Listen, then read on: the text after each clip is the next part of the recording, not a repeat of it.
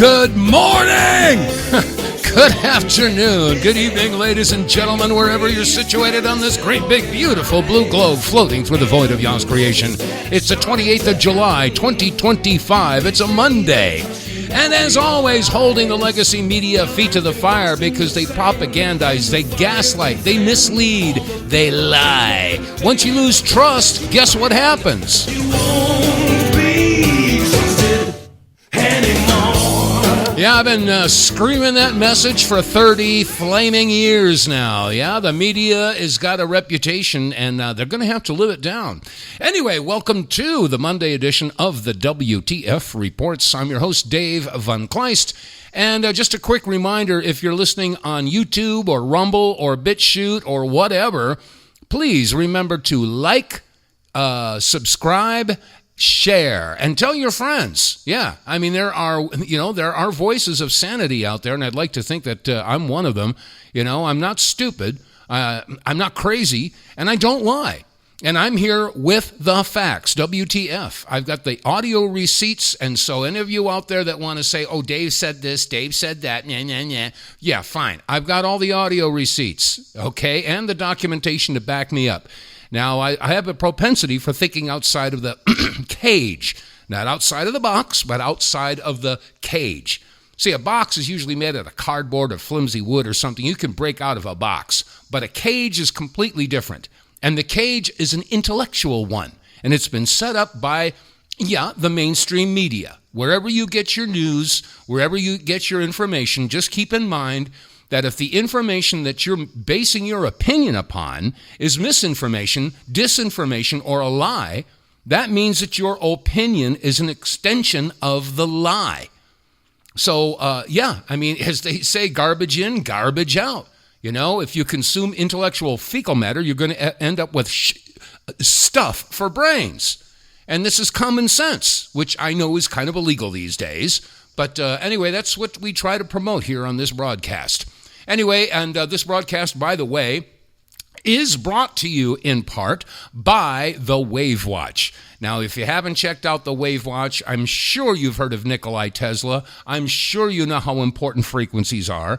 And the frequency issue was carried on by a scientist by the name of Royal Raymond Rife. You may have heard of a Rife machine. And there are Rife machines out there, and they're very good. But they're also very expensive and complicated, and they have quite a learning curve. Well, that's where the Wave Watch comes in. It's easy, it's simple, and it works. It's a Rife machine you wear on your wrist. You really would be doing yourself a tremendous service by checking out the Wave Watch. You might really benefit from it. I'm not going to say it's going to cure or treat any problem that you have, but it sure as heck has been helping me and the people that I have loaned it to. So anyway, please visit our website, TheWTFReports.com. Click on the sponsors page and check out the Wave Watch. All right, getting started on today, I got to tell you, folks, I'm getting increasingly disappointed with humanity. I really am, considering all the stuff that's going on in the world. And I know that there are a lot of people that don't want to have their boat rocked. They don't want to have their bubble burst. And so they live inside a bubble because they don't want any trouble. And I get it. But there comes a time when we as human beings have to somehow muster up the courage and the strength to stand up. I mean, I've asked so many times, where is your line in the sand? I used to ask that every single day when I was doing the Power Hour show with Joyce many years ago. We would say, where is your line in the sand? And at this point, I have to ask, do you even have one? A lot of people don't, and if they do, they say, okay, well, I dare to cross this line. I dare you, cross this line. Stomp. Oh, yeah? Yeah, well, cross this line. Stomp. Well, I double dare you to cross this line. Stomp. I triple dog dare you to cross this line. Stomp, stomp. I mean, how many times are you going to get backed up? Remember, if you don't stand for something, you'll fall for anything. I forget who said that, but it's very true. But there's so much going on in this world, and it requires us to pay attention, and it requires us to get involved. Do something. I mean, I'm screaming from the rooftops on a radio show trying to inform people and help you sort through all the subterfuge and propaganda and bullcrap that's out there. And I'm relying upon you listeners out there to take that information and do some doggone thing. Anyway, I'm going to revisit a couple of issues I talked about last week because they're so doggone important. They're really, really, really important. Now, one thing I would really strongly recommend that you folks do some research into Anya Wick. Anya Wick. All right? A-N-Y-A, that's her first name, Wick, W-I-C-K. This woman is Jeffrey Epstein's niece. And she has been coming out explaining to everybody what happened to her. She was a victim. And yes, she was brutally abused. And she has gone through some real hell. You think that your life has been hell? I listened to her entire interview and also some of the other statements that she's made on her channel. And I have to tell you, my heart breaks because I know that there are so many more, thousands and thousands, tens of thousands just like her. But her story is rather unique because, yes, like I said, she is Jeffrey still is Jeffrey Epstein's niece. And so I would highly recommend, here's a very brief clip of what she had to say when she was introducing her background. This is Anya Wick, Jeffrey Epstein's niece. Listen up. The cult of Baal. B-A-L. My family masqueraded themselves as Jewish publicly, but behind closed doors, at Passover dinners, when I was drugged, would admit, we are Satanists. They told me that we belonged to the cult of Baal, B-A-apostrophe-A-L. They told me this with consistency while I was being abused. Now, what you can look up about the cult of Baal, information that is publicly available, is that it is thousands of years old. It is a Phoenician satanic fertility cult. And publicly, it's supposed to have been eradicated. But to my knowledge and my experience, it is not. This is what people perceive the Illuminati to be. It is a group of elites that practices forced has something to do with sex. And uses these crimes to control people. They happen to have a huge reach over politics and entertainment. Mm-hmm, yes, and she was referring to S.A. You can use those two letters to figure out. The second word is assault. So anyway, yeah, and she goes on to explain that basically this group of individuals are Satanists. Yes, she said it. And I don't know what else to say. Now, she mentioned Baal worship. Baal, of course, was the god of the Canaanites, which predates the Old Testament. Okay, they were Baal worshipers. They believed in child sacrifice. Now, again, this doesn't make any difference what I believe. It doesn't make any difference what you believe, but it is what they believe. Now, this Baal worship supposedly was abandoned when Moses came down with the 10 Commandments, right? And that was the beginning of the Old Testament. But remember, when Moses came down, he was PO'd because the people had reverted to worshiping a cow, all right? A bull, Baal worshiping. Now, he threw the 10 Commandments down. He was so PO'd. So the point is that the Canaanites and their belief system and Baal worship did not go away. It's been around ever since. But it just sort of went underground, hidden. Yes, Satanism, Luciferianism, Baal worship, whatever you want to say, it's all basically the same thing. And that is still around. That is still around. As a matter of fact, Lara Logan, I'm sure many of you have heard of Lara Logan, but she was explaining, about these sacrifices, these religious practices that they indulge in, and you know, we just can't relate. I can't relate to this. And I know, dear listener, you can't relate to it either. But again, it's not what I believe, what you believe, it's what they believe. Listen to Lara Logan. Because one of the things I asked him is, I said, I get it, but I don't get it. The children. You got to, I have such a problem with this. You got to explain this one to me. And he said, well, first of all, you're looking at it the wrong way. I said, what do you mean? And he said, well, they don't define children the way you do. They don't define the world the way you do. The choices that you face are not their choices, right? They look at it completely differently. And I said, well, okay, so how do they look at it? And he said, for them, everything is defined by their one fundamental, all-consuming purpose. I said, which is what? He said, to defeat God, right? Because this is the moment. I mean, for them, it's about the real God. The true gods are them and Satan, right? And so he said, children are the closest thing on earth to God, because we are created in the image of God. And as you know, from the moment we're created, we haven't had time to be corrupted and to stray.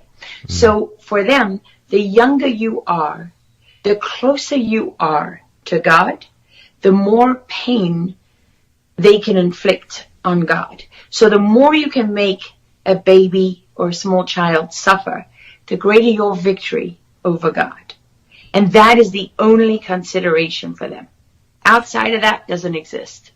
See, that's a good explanation. And remember, the Bible said, better that you would have a millstone tied around your neck and be cast into the sea than to hurt one of the little ones. And see, this is what they believe. They believe that they can defeat God by hurting the babies and hurting the young children. This is sick. And this is one of the reasons why, you know, my head exploded way back during the early 2000s when I got into some deep conversations with Ted Gunderson, who I'd met shortly after the Oklahoma City bombing. And through the years, I'd gotten to know Ted really well. And the documents that I had obtained, Joyce and I had obtained in our travels across the country when we were meeting with Gulf War veterans, and we were meeting with people who had certain security clearances and documents, et cetera, et cetera. We were being given, plain brown manila envelopes with some very interesting documentation. Some of them had to do with the sub-projects of MK Ultra. And those were of particular interest to Ted. And because these milk carton kids, and I know I've mentioned this in the past, the milk carton kids back in the 80s and 90s, many of them were being, shall we say, recruited, but that's not the right word. They were being obtained and dragged into these MK Ultra programs, and they were falling into one of three categories. They were either turned into assassins or suicide bombers, but the bulk of them were being turned into sex slaves. And this dovetailed into the investigations that Ted Gunderson was involved with, and he was, of course, tracking the sex trade operations that were developing back in the 70s and 80s and early 90s, and the satanic cults that were popping up all over the country. Now, we're talking 30 years ago, folks. You can only imagine how that's proliferated unchecked for all these decades. And now it's literally in your face. In your face. Just look at the videos that are being put out there by pop stars. Miley Cyrus and Beyonce, there's so much imagery of satanic stuff going on. I mean, what was it, the halftime show a couple years ago with, what's his name, Jack Smith? I forget what his name is. But that was an open satanic ritual on television. I mean, this is where we're at, folks. And as long as we sit on our hands and we stay in our bubble, it's not going away. We have to take a stand. Scream it from the rooftops. Get involved. We have to stop this pedophilia and stop this sex trafficking. I mean, I don't know what else I can say or do to get people to understand that. And the problem is that the world leaders, we've done some research. You don't have to do much. Do some research into the Rothschilds. You'll find that they are openly Satanists. As a matter of fact, you can do a search on Jacob Rothschild and Marina Abramovic and look for the images, and you'll find that the two of them were posing in front of a portrait of Satan releasing his legions. Now, if the Rothschilds are Satanists, and they're behind a lot of this stuff, including the creation of the State of Israel, is this a good thing or a bad thing? As a matter of fact, you could also do some research, and as a matter of fact, I'll see if I can get that article sent over to my webmaster, and it's the Harold Rosenthal interview. It was done in, I think it was 1979. Very in-depth interview with Harold Rosenthal explaining what the Zionist movement is, who's behind it, and what their belief systems are. And again, it's Zionism is political dogma. Judaism is a religion. The other underlying thing with Zionism is that it links to Satanism. Now, this is not hard to research. You can say, oh, Dave, you're crazy at this and that. Just do your own doggone research. You can find it. It's not hard. But anyway, in a related issue, let me see. There's several different directions I wanted to go. Yeah, the UN. The UN, did you know that the UN building in New York City was built upon what used to be the New York stockyards, which were owned by the Rockefellers? Yeah, the Rockefellers. Yeah, they've been rubbing elbows with the Rothschilds for many, many, many, many, many years. But, and I wanted to switch gears just a little bit here, and there's a conversation that Dr. Merrill Nass was making about the WHO, and which is, of course, related to the UN. So I figured I'd share just a little bit about this because it is all interconnected. Here's Dr. Merrill Nass. It didn't have to be the WHO. This could have been done through the UN. This could have been done in a lot of other ways. But the WHO was selected as an easy way to win this soft coup bloodlessly. No shots being fired, simply by writing a set of new amendments that completely changes the tenor of the existing international health regulations, which have been in existence since 1969, and by creating a new pandemic treaty, which they keep changing the name of, so it's a pandemic accord or a pandemic instrument. The current health regulations has language which says the implementation of these regulations shall be with full respect for the dignity, human rights, and fundamental freedoms of persons. That language has been removed from the new version. So human rights and fundamental freedoms were taken out, as well as dignity. These are words that have real legal meanings. This is very critical. Before the IHRs were recommendations, now they are binding. They are to be enforced, and countries need to create enforcement mechanisms. There is also to be enforced surveillance of people and of microorganisms. Enforced censorship, enforced single narrative, harmonization of regulation of vaccines and drugs. So if you thought the way our vaccines and drugs are being regulated now and checking for safety and efficacy, they're trying to make that process pretty much go away. Liability will go away for all of these products. So when will these documents come into force?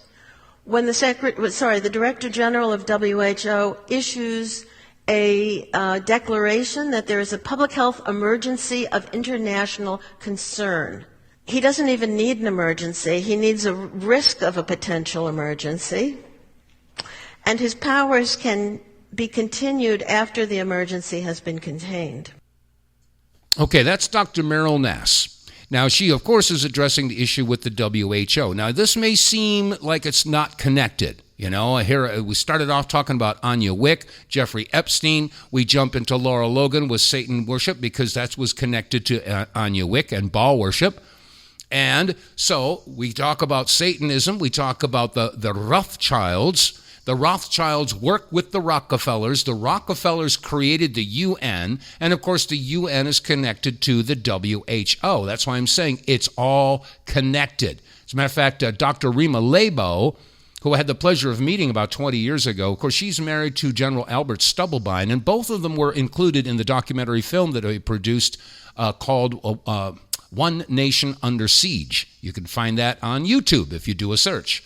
Anyway, here's Dr. Rima Laibow discussing about the issues with the UN. And again, all of this is connected. Here she is. The UN, as your audience knows well, is a death machine. It is intended to be the instrument, the operational system to bring about a cataclysmic depopulation and enslavement. And that enslavement, unlike any previous human enslavement, is from the DNA outward through transhumanization, biodigital convergence, merging of man-machine, all that horrifying nonsense. And I will point out that HHS Secretary Kennedy joyfully said his dream is to see us all wearing wearables within 4 years. So if anybody is comforted by the fact that our man on the Hill is going to take care of this, be uncomforted. It's up to us. And what we know is that all of this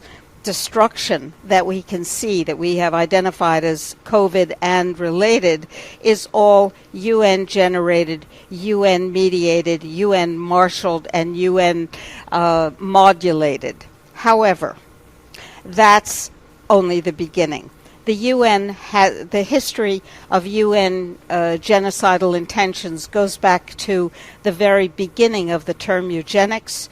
In the middle of the 19th century, when John D. Rockefeller Sr. said, that's a great idea. Let's do that. And so he, as a visionary, pulled together the minds and the concepts for total conquest of every aspect of society globally, including the biology of humanity, which was designed to be altered, suppressed, and degraded. And that's what we're seeing. They had to wait until they had the science. Now they have a science. But the UN's obvious failings, flaws, and evils that we see through WHO, COVID, all that's the World Holocaust Organization, in my view. That's the tip of the tip of the tip of the tip of the tip of the iceberg. That is only the beginning of the destruction and of the control and of the horror that has emanated from this brilliantly conceived, abundantly funded evil. And it is, whether you believe in demonic or satanic or just human evil, whatever it is, it's still patently evil and in fact defines evil for me. So what do I mean by that? Every level of governance has been penetrated, permeated, captured, controlled, and corrupted by one agency or action or so-called treaty. And there are no treaties with the UN. It's not a country. You can't have a treaty with a club. It's a club of countries. Those are invalid, non-legal agreements, but that's a different discussion. You'll have to invite me back. So the governance at every level, down to the most fine-grained local governance, and you've written a great deal about this in school and local government, every health system, every transportation system, every economic system, every educational system, every religious system through the tax agency control, every one of them is permeated, riddled, and controlled by the structures of control which are designed to basically destroy humanity in favor of the neo-aristocrats who will reign supreme, Bansai, 10,000 years, world without end. Amen. Unless we, one, and this is the first step, get out of the UN. Yep, get out of the UN. Again, that's Dr. Rima Laibow. And now, see, all of these things are connected. The WHO, the UN, the World Economic Forum, and the same people are behind all of it. Now, bless her heart, Eva Vladingerbroek from the Netherlands, She is a rising star in Europe, and she has been warning Europeans about Ursula Vanderleer. I can't say it. Ursula Vanderleer, that's it, Vanderleer. Yeah, Ursula Vanderleer. But anyway, Eva Vladingerbroek made the following statement just recently in regard to the immigration, which is part of the globalist plan to basically dilute the Western countries. And when I say Western countries, I mean all of Europe and the United States and Canada. And I'll be getting to that in just a second. But here's what her statement was just recently. The UN, as your audience knows well, is a death machine. It is intended to be the... Oh, that's the wrong one. Here she is. Here's the one. America and Europe are facing incredibly similar problems. And that's because we are under attack by the same sick globalist agenda. As a result of that, my continent finds itself in rough waters, and that is to put it mildly.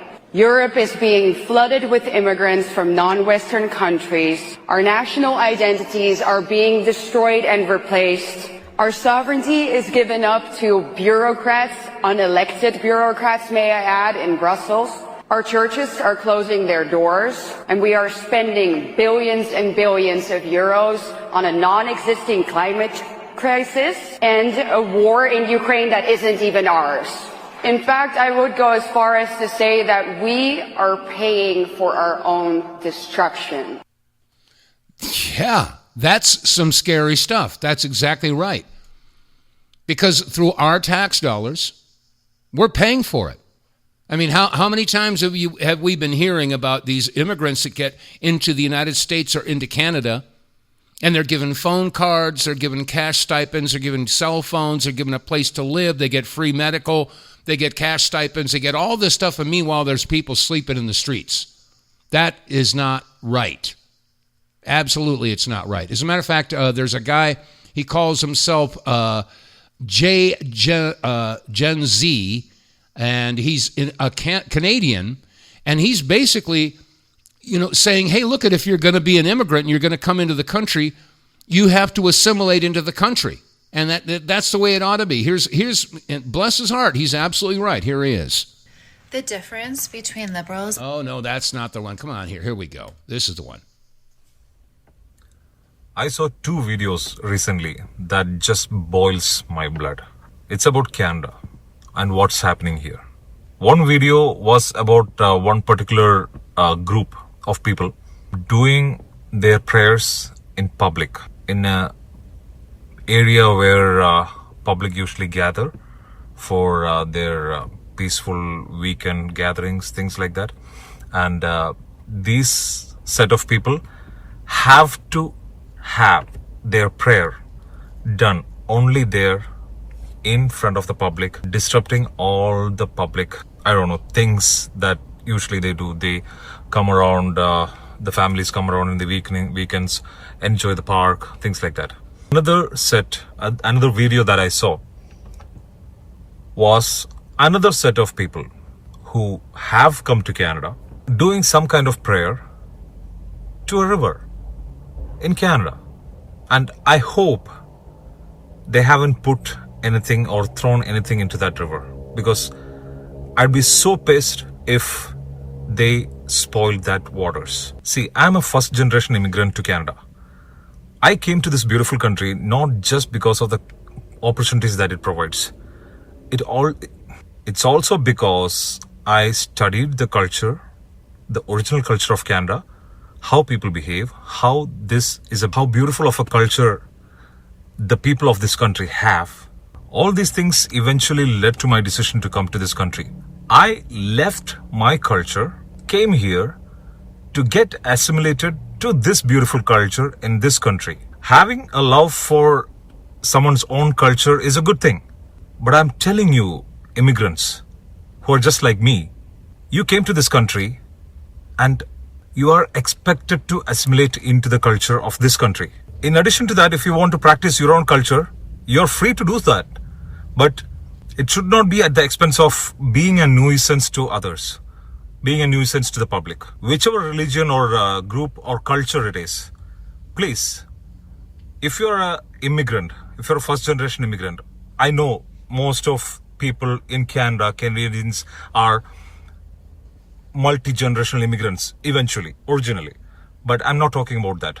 Those people who immigrated to this country centuries ago, they have slowly came together and they have collectively brought together a culture that is the Canadian culture.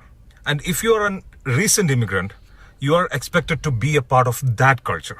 And I'm telling again, it's okay to practice your culture. It's okay to have love for your own culture. But I have left all those things behind and came here to be a part of Canadian culture. But if you want to practice your old culture here, do it. Please do it. The privacy of four walls. Don't force others and don't force the public to be a part of your culture. I am talking to my own people here. I know you are listening and I know you are listening well. Please don't try to change this beautiful country into something that you left behind. That's all I have to say. That's right. Don't change this country into a country that you left behind. And that's so true. And I see what's going on across the pond in the United Kingdom. And the Islamists have they've pretty much taken over. I mean, most of the big cities in the UK now have Islamic mayors and Islamic people in the government. And, in London now, I mean, because people of that faith, they pray 5 times a day. They have their prayer mats, and 5 times a day they lay down their prayer mats wherever they are, and they'll be downtown London. And all of a sudden, London has to shut down because they are in the streets on their knees, on their face, and they're praying, and they shut down the entire city. And yet, there was a woman who was praying silently outside of a church, and she got arrested. Now, there's something very, very wrong with this picture. And a lot of people are saying, hey, it looks like England has fallen. And the way things are going, it looks like Europe is falling as well. And if we don't get a grip on the situation here in the United States, what do you think is going to happen?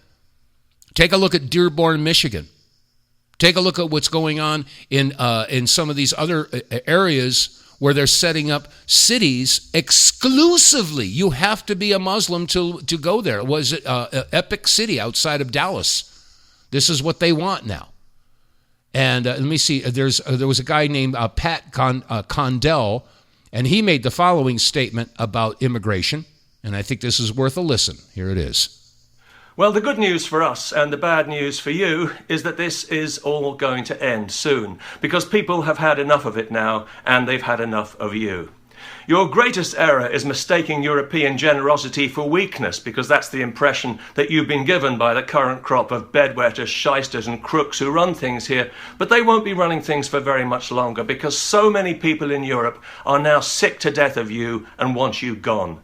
People who welcome immigration and who are happy to live in a genuinely multicultural society of mutual enrichment and mutual respect have realized that your presence here makes that completely impossible, and that as long as you are here, it will remain impossible. So millions of people in Europe who once were tolerant and welcoming of you now don't want you anywhere near them, and especially not anywhere near their children. That's some reputation you've got yourselves there, but nobody can say that you haven't earned it. You and that rancid rape culture of yours 1,000,000 times over. Ooh, tell me what you're really thinking there, Pat. Of course, he's from the United Kingdom, and they are very upset. They're pretty PO'd about what's going on over there. So we may, I don't know if it's going to break into violence, but the Brits wanted to start defending their land, just like the Irish are. And just like in Spain they're having fights in the streets now. Now there's an admiral by the name of James Lyons, and he made the following statement in regard to Islam. And you might want to hear what he has to say. Here he is. It was Erdogan, when he was Prime Minister of Turkey, who said it best. Islam is Islam. There are no modifiers. Democracy is the train we ride to our ultimate objective, which is to make Islam dominant throughout the world. He couldn't have said it any plainer. Islam is a totalitarian ideology bent on world domination masquerading as a religion. And I got to tell you, I reject the term radical Islam. That implies there's some moderate Islam. There ain't any, and you all know it. But you got to get the word out. Okay, the natives are getting restless. And as a matter of fact, I forget who this woman was, but she was giving her take on what Islam's goals are. And again, this is not me saying it. You're hearing it right from the horse's mouth. Here she is. I don't think you need intelligence to know what the plans of Islam are. It's very clear, and it's not just the Muslim Brotherhood, Howard. This is the basic core of what Islam wants to do. This is the basis of Sharia Islamic law. World domination is part of the Islamic ambitions. You have to understand the impact on Islam, on society, is tyranny. And there is a reason for it. Islam by nature is not a religion. It's not just a faith between you and God. Islam by nature is a state. Islam by nature seeks to control people through government. So by nature, Islam is government. And if you welcome Islam in your midst, you are welcoming the seed for a coup d'etat in your system. You are welcoming the seed of a revolution in your country. Islam is by nature revolutionary against the system. So what do we have brewing here? We see a lot of folks now are starting to stand up against Islam. We are seeing Christians now being persecuted all over the world. And now here in the United States, if you're a conservative Christian, you're frowned upon. Yeah. And as far as Judaism is concerned, Zionism, well, the Talmudic Jews believe that the entire world belongs to them. They are God's chosen people. So are we looking at the beginning stages of what could turn into a holy war, a three-way war between Christians, Muslims, and Jews? Is that where we're going? It's looking more like it. And of course, we've got the liberals out there. And I'm sorry, and I'll be the first to admit, in my younger years, when I was a young man, yes, I was a liberal. I believe that, we should all be joining hands around the world and singing Kumbaya, and that we should get rid of all the firearms, melt them down. I was right on board with all of that. But as there's an old saying, though, if you're young and you're not liberal, then you have no heart. But if you're mature and you're not conservative, then you have no brain. Now, I don't know how that applies, but it seems to apply. At least it did to me, because I'm more conservative now. I do have a couple of liberal, tendencies on some particular subjects, but for the most part, I lean conservative. But, there was, a matter of fact, there was a woman who made a very good analogy of conservatives versus liberals. And as a matter of fact, it's only a few seconds long. Listen to this. This is good. The difference between liberals and conservatism is actually super simple. Liberalism is collectivism, and conservatism is individualism, which means that liberals obsessively set up systems that force everyone to do and have and say the same thing, while conservatives set up systems to enable everyone to do and have and say whatever they want. This is the difference between communism and freedom. Ooh, good point, my dear. Good point. And, as time is going on, I realize that, my audio clips today are sort of a shotgun blast. They're all over the place. But I promise you, they're all connected. They really, really, really are. This is like a huge onion that we're slowly peeling through. And yes, sometimes it brings you to tears. But this this whole thing about conservatism and liberalism, it rings true, because of course the liberals want, like I said, what they want to join hands and sing Kumbaya, but in doing so, more and more people are starting to recognize what's going on with Israel and what's going on. I mean, it's so horrendous over there in Palestine. And no, I don't support Hamas, et cetera, et cetera. There's some people that say, oh gosh, well, if you support the Palestinians, and then you support Hamas and you support terrorism. No, don't even go there. That's like calling somebody a conspiracy theorist. It doesn't work anymore. But there are people who are now starting to notice. It's called the noticing. And when it comes to Israel and their goals. And again, so far we've been talking about Islam. Islam, their religion basically is to basically take over the world. Everyone has to be Islamic. Well, the Talmudic Jews feel the same way because they're God's chosen people. And now people are starting to notice. Here it is. Are you guys seeing what I'm seeing? Are we seeing the same things? All of the conspiracy theories coming out and a lot of evidence behind them. That Israel has been behind World War I, World War II, September 11th, October 7th. They allowed all of this stuff to happen. Is this crazy? I saw something, and I saw this many times, that Netanyahu was warned about October 7th so many times, told their army to stand down for 7 hours so that October 7th could happen, so they could use this as an excuse. It makes sense. Like, no punishment is, like, no crime deserves this punishment. It's just obvious. But they keep with the same rhetoric, bring the hostages home. What about the Palestinian hostages? There's thousands of Palestinian hostages that have been in your custody for so long, children. What about all the pedophilia that Israel's been hiding and all the pedophiles they've been hiding? Are you seeing what I'm seeing? Because what I am seeing, I know that, especially on Meta, they have hired people to hide all of this stuff. And the rate at which everything is coming out, they're not going to be able to hide all of this. They're not going to be able to monitor all of this. And on that, I would ask that everybody keep posting. Because we can only do this together. Like, the only way we can fight superpowers is as a people united. We're not going to be able to fight the evil systems that have been put in place, that have been manipulating the system for literally centuries, unless we do this together. Is absolutely crazy. Like, I had a feeling. I was like, were they behind every world war? Yes. Behind September 11th? Absolutely. And look at it. They used it as a reason to go to war with Iraq, Afghanistan. To do what exactly? Did you guys know they still take oil from Iraq? They still, to this day, monitor the banking system of Iraq.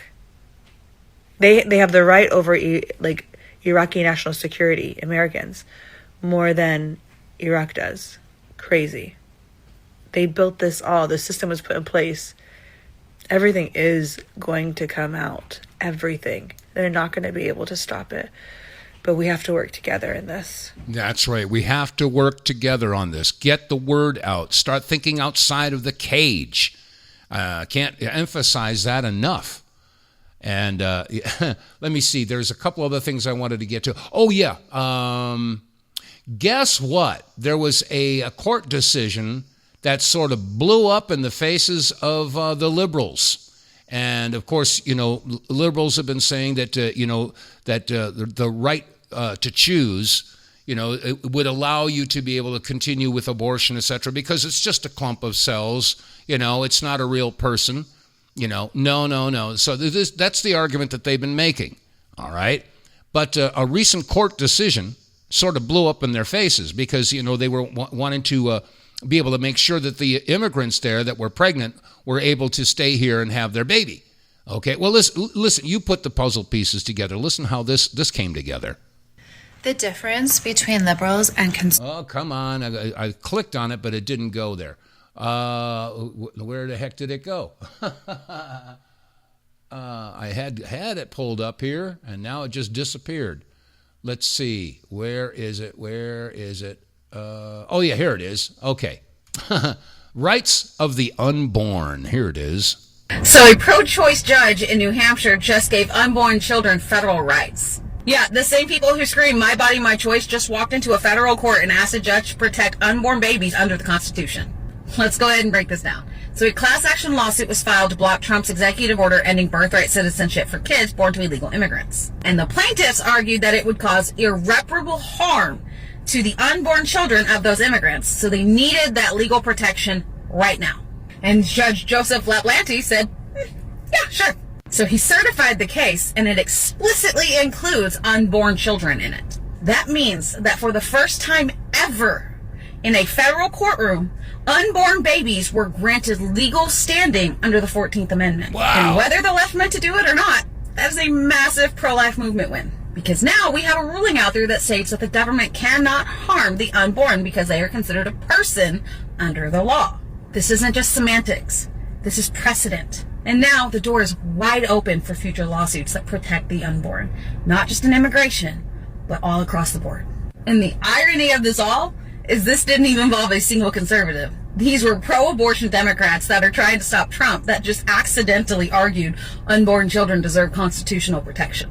Y'all played yourselves. And I'm going to say this loud and for everybody to hear. Life begins at conception. And now, so does legal protection of it. This was fun, y'all. Have a day. Amazing. Yeah, she says, you played yourselves, y'all. Oh, man, what a crazy world we're living in. What a crazy, crazy world. Now, getting back to this issue that's going on in Palestine, and what you heard a couple minutes ago, the noticing that's going on, people are now realizing that that Hamas was indeed a creation of Israel. Bibi Netanyahu has said, he's on the record, I think it was in 2019, it was a quote that he said, in order to secure the Palestinian state, we must support Hamas, we must fund Hamas. He said that in 2019. Now, somebody would say, oh, that's crazy. Why would Israel even do that? Well, I'll tell you what, why don't you listen to, let me see, who are the three? You're going to hear three different quotes here. Let me see, I've got them written down. Let me see. Oh, yeah. Ehud Barak, he was former prime minister of Israel. Then you're going to hear from Ami Ayalan, he was from Shin Bet. And then you're going to also hear from Yehuda Shaul, who was the Israeli Defense Force commander. Three quotes having to do with Hamas. And let me see, click on this, click on that, and here it is. So are you saying Benjamin Netanyahu deliberately boosted Hamas to try to prevent a Palestinian state? Yeah, sure. He deliberately and systematically even told, on record, whoever wants to avoid the threat of a two-state solution has to support my policy of paying protection money to the Hamas. Okay, I'm going to pause it. Now, that was Ehud Barak, former prime minister of Israel. Now we hear from Ami Ayalan. What we did, with the permission of our prime minister, is to let Qatar to transfer a huge amount of money in cash, probably more than $1.4 billion. By doing it, we increase the power of Hamas. We did everything in order to make sure that Hamas will go on controlling Gaza, and Palestinian Authority will control the West Bank, so they will fight each other. He fed the beast. Okay, that was Ami Ayalan. And now finally from Yehuda Shaul, he was the former Israeli defense commander. Here he is. And it exploded in our face. If you base your national security strategy solely on force, then you need to win 24/7 forever. Mm-hmm. So there you have it, folks. I mean, this is this is like right out of a playbook. I mean, let's go back to September 11th, okay? Of course, the boogeyman was Osama bin Laden and the Taliban, okay? Then it became Al-Qaeda, and then it became ISIS, okay? Each time we have a different group out there, and every single time it turns out that the boogeyman or boogeymen were created by the Western forces to perpetuate war. Shikshing, for the military-industrial complex. Shikshing. Oh, and before that, of course, it was Saddam Hussein, who was a good buddy of the United States. Yeah. I remember Donald Rumsfeld had met with Saddam Hussein. They were shaking hands. Yeah, Saddam was their boy. But then when Saddam decided he wanted to go on to a gold standard for his currency and start trading with the other surrounding countries, oh, you can't do that. All of a sudden he becomes the boogeyman. Now, I'm not saying he was a saint, but I mean, he certainly wasn't. But the point is that the United States and the Western countries use these people and promote all these different organizations so they can go after them militarily and keep the military industrial complex going. You get it? I've been following this stuff for 30 years, folks. And I know there's a lot of folks out there who have been following it a lot longer than I have. Oh, okay, let's see. I got a couple of other clips here. Let me see if I can get to them all. Oh, yeah. It looks like CNN is finally starting to come around to the issue over there in Palestine. Here's a report from Peter Breinart from CNN. And they're finally starting to say, well, what's going on in Palestine? That's not right. Here he is. Why did it take this long? Yeah, why did it take this long? In November of last year, the International Criminal Court issued a warrant for the arrest of Benjamin Netanyahu for the war crime of starvation 8 months ago, before Israel cut off all food, all water, all electricity into the Gaza Strip for 3 months. And to say the United States is silent, it's much, much worse than that. We are profoundly complicit and deeply responsible. It is our weapons that enforce this starvation. It is our diplomatic efforts that prevent international justice from being done. The blood is on our hands as Americans because it is our weapons that is responsible for those children starving to death. No blood for the hands of Hamas? Hamas has Is lots there no of... blood No. on your hands? Why don't you let me finish? How about that? Okay? I'm just Okay? asking. Yes, You of blamed course. Israel and you blamed the U.S., but we haven't heard Hamas yet. I actually have... One of my closest friends in college was blown up by Hamas. I have probably a lot more experience with suffering from Hamas, with all due respect, than you do. Let's say this. If we want to see who is more to blame for the starvation of children in Gaza, Hamas or Israel, let CNN in. Israel has not allowed Western journalists in since October 7th. Let them go in, let CNN go in, and decide for themselves. How about that? How about it? Yeah, how about that? How about that? Yeah, and did you notice the other commentator Quicks jumps in there, says, yeah, no words about Hamas. This is the playbook. They've got to be able to say Hamas versus Israel. Hamas versus Israel. Hamas is Israel. I don't know how we can, get that, drummed into people's heads.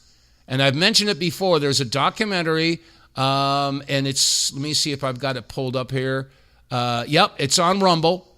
And if you look up, quote, Israel was behind the attacks of October 7th, 2023, and it was an inside job. It's a documentary by John Hankey. All right, I highly suggest you take a look at that. Again, it's called Israel was behind the attacks of October 7th, 2023, as it was an inside job by John Hankey. And this has got interviews by IDF soldiers, by all kinds of people who were there. And those fences, yes, they were basically evacuated. All of the soldiers on that fence, that fence was so secure. They got motion sensors and they got infrared. A cat can't even come near that fence without them knowing about it. But the bottom line here is they abandon it, they let it open up, and they let those Hamas soldiers in.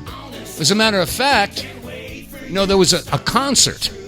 And there were like 300 of the concert goers were killed. And they said it was Hamas that did it. But if you look at the wreckage, all the cars, they were melted. Where did we see that before? There's so much to learn about what's going on in this world. Anyway, I hope that I'm helping you to understand that. And if you're enjoying the broadcast, again, please tell your friends, family. If you're watching on BitChute, Rumble, or YouTube, click like, share, subscribe, and tell your friends. Anyway, that's going to wrap it up for today's installment of the WTF Reports. I hope you're enjoying the broadcast. I'll be back again tomorrow, same time, same place, same station. So until then, take care. God bless you all. Stay safe and stay free. We'll see you tomorrow.